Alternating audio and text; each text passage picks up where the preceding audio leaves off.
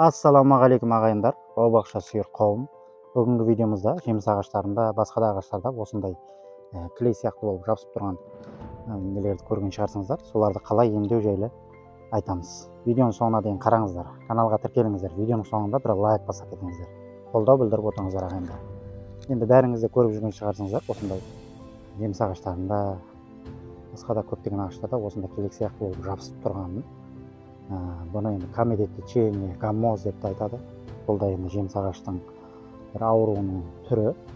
Енді бұның пайда болу себептері бұл ауа райының қолайсыздығы, күннің қатты ысып кетуі немесе төмендеп кетуі, және де удобрение тыңайтқыштардың дұрыс берілмеуі,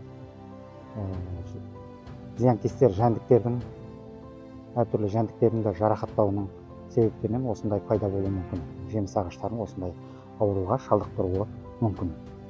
Енді бұны бұлай қалдыруға болмайды, бұны емдеу керек.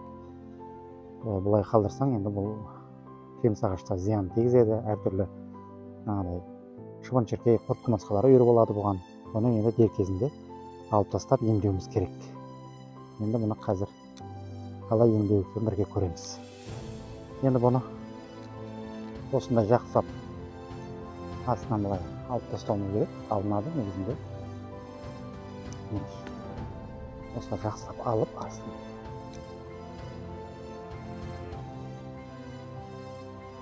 тазалауымыз керек. Ойып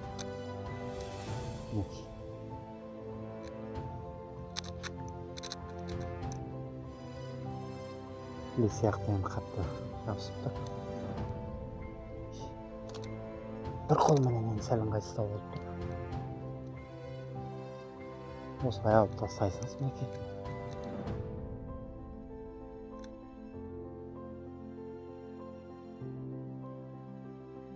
Астын шығарып, осындай алып әдемілеп тазалау керек.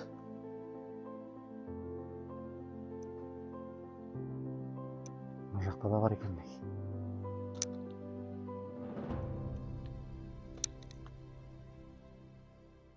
Бәрін алып тастап тазалау керек.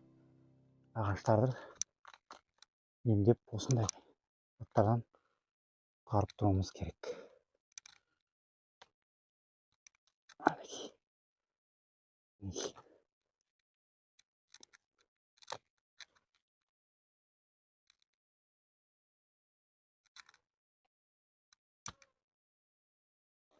Жақсылап тазалап алдық. Мына жерді тазаладық, мынаны тазаладық. Мында тазаладық. Мына жерді тазаладық. Мінекей мынаның ішінде мынандай құтыға міне 100 грамм су бар. Мынаның ішінде 100 грамм суға медный купорус деген препарат бар. Медный купорустың бір үлкен қасығын 100 грамм суға араластырамыз жақсылап. Жақсылап араластырып, осыны жаңағы тазалаған, жеміс ағаштың тазалаған жерлерінің бәріне жағып шығамыз.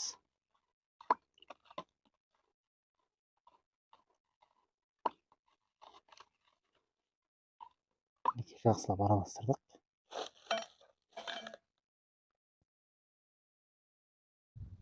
Мінекей жаңағы дайындаған медный купорустан дайындаған растворымызды манағы мінекей тазалаған жерлерімізге осындай жағып шығамыз жақсылап.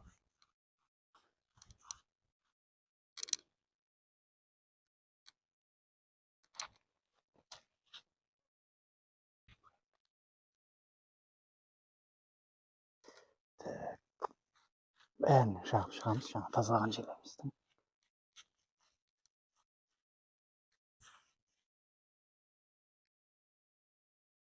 Мына жерінде де бар. Бәріне жақсылап сіңдіріп, жақсылап жағып шығамыз. Медный купорус араластырып дайындадық, соны мінекей бәріне жағып шықтық. Енді бұл кішкене сорғып тебу керек. Бұдан кейін садовый бар жағып тастаймыз. Мінекей достар, мынау садовый бар деген зат, осыны базардан сатып аласыңыз. Әр түрі болады бұның. Бұны жаңағы жеміс ағашымыздағы медный купорус пен жуған жерлерімізге осы садовый барды жағып тастаймыз.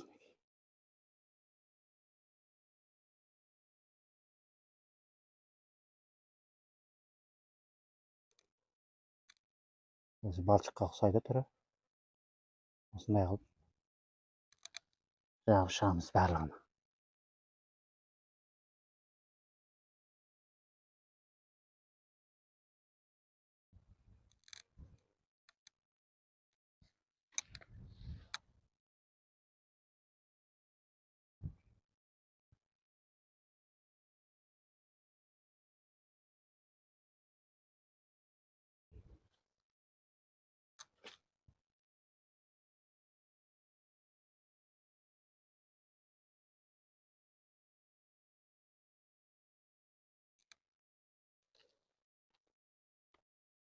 Мінекей достар, осылай жеміс ағаштарыңды емдей бересіңіз.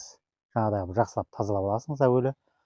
Жақсылап тазалап алып, сосын жаңағы медный купорос 100 грамм суға араластырып, бір үлкен қасығын жақсылап араластырып, жаңағы тазалаған жерлерге жағып, сосын садовый барды оның үстіне жағып тастайсыз.